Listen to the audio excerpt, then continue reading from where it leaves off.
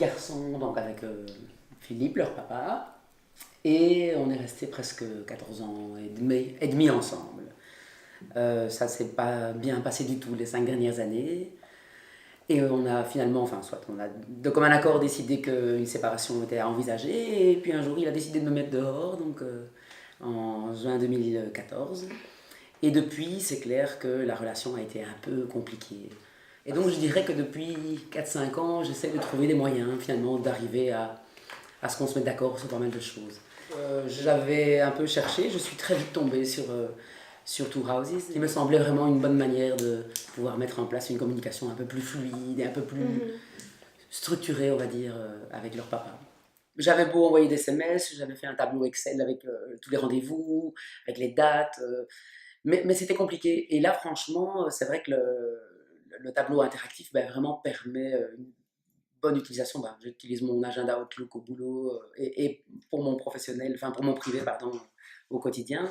Et donc, c'est pratique pour moi de pouvoir tout centraliser de manière électronique sur une plateforme à laquelle lui aussi avait accès et surtout à laquelle lui aussi peut venir ajouter des rendez-vous ou interagir en tout cas.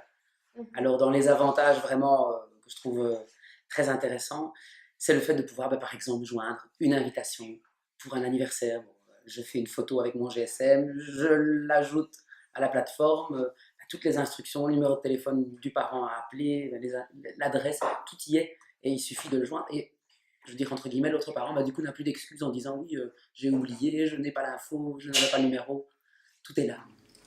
Donc il y a tous les rendez-vous médicaux qui sont planifiés. Et alors ce qui est bien, c'est qu'on peut aussi, oui, clairement, rendez-vous scolaire, je peux joindre la copie du bulletin ou les notes du médecin, les ordonnances ou les prescriptions qui sont nécessaires. Donc je trouve ça vraiment très, très pratique.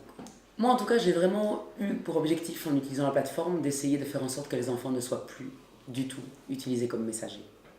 Je pense clairement que ça a tendance à marcher. Je veux dire, la communication est plus facile vis-à-vis de lui directement. Donc, je ne pense pas que les enfants reviennent avec des messages ou des demandes précises, ce qui était parfois le cas avant. Il y a des moments où, je veux dire, quand il y avait quelque chose qui n'allait pas, c'était du harcèlement presque. Et j'ai dit clairement, maintenant il y a la plateforme, je préfère que tu envoies quelque chose d'écrit, qu'on en parle avec le recul, à tête reposée, en ayant mis les émotions de côté. Mais clairement, je veux dire franchement, je pense que depuis qu'on utilise la plateforme, il n'y a plus cette forme de harcèlement à laquelle j'étais parfois soumise quand il y avait quelque chose qui n'allait pas. Quand il y avait quelque chose qui n'allait pas entre nous. Quoi. Il en manque un.